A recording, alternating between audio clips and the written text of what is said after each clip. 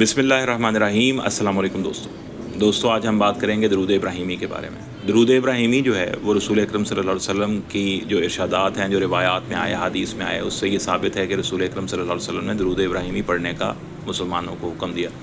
ہماری کوئی نماز ایسی نہیں جو درود ابراہیمی کے بغیر پوری ہو جاتی ہو، لیکن درود ابراہیمی جو ہے اس کے ایک ذوقی رخ کے بارے میں ہم بات کریں گے کہ ہم اپنا جو ذوق ہے وہ درود ابراہیمی میں کیسے بڑھا سکتے ہیں۔ درود ابراہیمی جو ہے وہ ایک دعا کی صورت میں ہے۔ اللہم صلی علی، یا اللہ سلامتی نازل فرما، مہربانی فرما، کرم فرما، اللہم صلی علی محمد وعلی آل محمد، جناب رسول اکرم صلی اللہ علیہ وسلم پر اور ان کے آل پاک پر، کما صلیت علی ابراہیم وعلی آل ابراہیم انک حمید مجید، جیسے آپ نے سلامتی نازل فرمائی، رحمت نازل فرمائی جناب ابراہیم علیہ السلام پر اور ان کے آل پاک پر، انک حمید مجید، بے شک آپ بڑی لائق حمد اور بزرگ و برتر ذات۔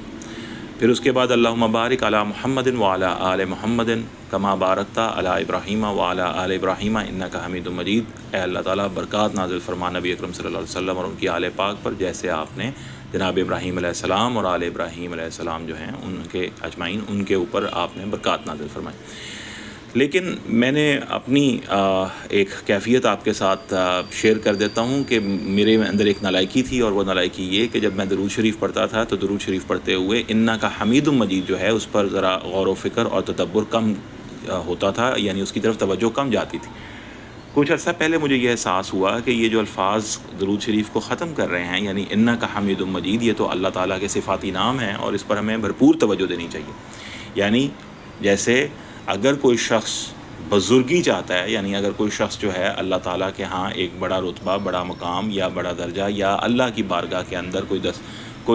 کوئی چاہتا ہے کہ اس کو ایکسیس ملے یا اللہ تعالیٰ کی بارگاہ سے وہ منسلک یا منطبق ہو سکے، تو اس کو مجید ذات کے ساتھ تعلق پیدا کرنا پڑے گا، اللہ کی بزرگی کو سمجھنا پڑے گا، اللہ تعالیٰ کی بزرگ و برتر ذات کو پکارنا پڑے گا، جس کا صفاتی نام ہے مجید۔ تو مجید ذات سے جیسے ہی جڑے گا تو اس کے اندر لازمی طور پہ بطور بندگی سلیقہ حمد آئے گا، یعنی وہ حمید صفاتی نام، جو صفاتی نام ہے اللہ تعالیٰ کا حمید، اس سے بھی ایک جوڑ، ایک ربط، ایک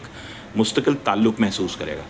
تو مجید ذات کے ساتھ جیسے ہی منسلک ہوگا تو اس کو حمید ذات کا شعور آئے گا، حمید، اور وہ سلیقہ حمد اس کے اندر داخل ہوگا کہ حمد کیسے کرنی ہے، اللہ تعالیٰ کی تعریف کیسے کرنی ہے۔ تو اللہ تعالیٰ کی تعریف سمجھنے کے لیے اس کو جن ہستیوں کے ساتھ مستقل تعلق چاہیے وہ ہیں آل ابراہیم، جناب ابراہیم علیہ السلام، آل رسول صلی اللہ علیہ وسلم، جناب رسول اکرم صلی اللہ علیہ وسلم، اور پھر شروع میں جو لفظ ہیں اللہم صلی علی، یہ دعا ہے، اللہم بارک، یہ دعا ہے۔ تو درود ابراہیمی کو سمجھنے کا ایک رخ یہ تھا کہ مجید ذات یعنی اللہ تعالیٰ کی بزرگ و برتر ذات کو تعلق پیدا کرنے کے لیے ہمیں حمد چاہیے، یعنی حضرت حمید ذات کے ساتھ ہمارا تعلق ہونا چاہیے، حمید جو صفاتی نام ہے اللہ تعالیٰ کا، اس سے تعلق ہونا چاہیے، اور پھر جیسے ہی سلیقہ حمد اگر ہم چاہتے ہیں ہمارے اندر آ جائے تو جناب ابراہیم علیہ السلام اور ان کی آل یعنی انبیاء کرام، اور جناب رسول اکرم صلی اللہ علیہ وسلم اور ان کے آل رسول صلی اللہ علیہ وسلم یعنی کہ اہل بیت جو ہیں، ان کے ساتھ ہمارا ایک تعلق جو ہے مضبوط تعلق، وہ قائم ہونا چاہیے۔ اور پھر یہ تعلق کیسے قائم ہوگا؟ جب ہم مستقل اللہ سے دعا کریں گے، اللہم صلی علی، اللہم بارک، اللہم صلی علی، اللہم بارک۔ تو اس طرح سے درود شریف مکمل ہوتا ہے۔ ہم دعا کرتے ہیں اللہم صلی علی محمد وعلی آل محمد، یا اللہ سلامتی نازل فرما نبی اکرم صلی اللہ علیہ وسلم اور ان کی آل پاک پر، کما صلیت علی ابراہیم وعلی آل ابراہیم، جیسے آپ نے سلامتی نازل فرمائی جناب ابراہیم علیہ السلام اور ان کی آل پاک پر، انک حمید مجید۔ اللہم بارک علی محمد وعلی آل محمد کما بارکت علی ابراہیم وعلی آل ابراہیم انک حمید مجید۔ ویسے ہی برکت نازل فرما نبی اکرم صلی اللہ علیہ وسلم اور ان کی آل پاک پر دعا کی، جیسے آپ نے برکات نازل فرمائی جناب ابراہیم علیہ السلام اور آل ابراہیم علیہ السلام اجمعین پر۔ تو یہ مجید ذات یعنی صفاتی نام جو اللہ تعالیٰ کا مجید ہے، ان کی بزرگی اور برتر، سلیقہ حمد سیکھنا، یعنی حمید جو صفاتی رنگ ہے اس کے ساتھ تعلق پیدا کرنا، اور حمد کیسے آئے گی؟ جب آپ ان ہستیوں سے تعلق پیدا کر لیں گے۔ تو یہ تو ہے درود شریف کا ایک میں نے آپ کے سامنے ایک توجہ دلائی کہ ہمیں حمید اور جو مجید لفظ ہیں ان کی طرف خاص توجہ کرنی چاہیے۔ دوسرا درود شریف کا ایک ذوقی رخ بھی ہے، اور درود شریف کا ذوقی رخ یہ ہے کہ جن ہستیوں کے اسماء گرامی اس میں آ رہے ہیں، جن کے لیے آپ دعا کر رہے ہیں، ان ہستیوں کی جب تک آپ کے ذہن میں سیرت کے چند واقعات یا کئی واقعات نہیں ہوں گے تو آپ کو درود شریف پڑھنے کا وہ لطف نہیں آ سکتا جو سیرت سمجھنے کے بعد آ سکتا ہے۔ یعنی رسول اکرم صلی اللہ علیہ وسلم کے ساتھ بہت سارے ایسے واقعات، طائف کا واقعہ ہوا تو رسول اکرم صلی اللہ علیہ وسلم کتنی مشکل سے گزرے، ایسی ذات جو ہمارے لیے مشکل سے گزر رہی ہے اس کے لیے درود پڑھیں گے، تب جب یہ سوچ کے کہ طائف میں کیا ہو رہا تھا تو آپ کو درود شریف کا ایک بہت ہی اور طرح کا ذوق نصیب ہوگا۔ اگر آپ جناب حسین رضی اللہ تعالیٰ عنہ کی جو شہادت ہے کربلا میں، اس کو اپنے ذہن میں اور اپنے دل میں رکھتے ہیں، اور وہ رکھتے ہوئے آپ جب ان پہ درود شریف پڑھیں گے تو آپ کو ایک بڑا ذوق نصیب ہوگا۔ اسی طرح جناب حسن رضی اللہ تعالیٰ عنہ ہیں، حضور اکرم صلی اللہ علیہ وسلم کے آل مبارک جو ہے وہ ہیں، اہل بیت ہیں، ان کو جب اپنے ذہن میں رکھیں گے، دل میں رکھیں گے، ان کے واقعات کو، ان کی حیات کو، ان کی سیرت کو، اور پھر درود شریف پڑھیں گے تو ایک اور ہی طرح کا لطف آئے گا۔ اسی طرح جناب ابراہیم علیہ السلام کا اپنے ایک بیٹے اور ان کی والدہ کو مکہ میں اللہ کی رضا کے لیے چھوڑنا، ان کا وہاں پہ بسنا، اور زمزم کے کنویں سے یعنی زمزم کا پانی برآمد ہونا چشمہ، اور جب وہ ذہن میں رکھتے ہوئے وہ واقعہ، وہ مکہ کی گرمی اور اس میں ایک بچے کا پیاس سے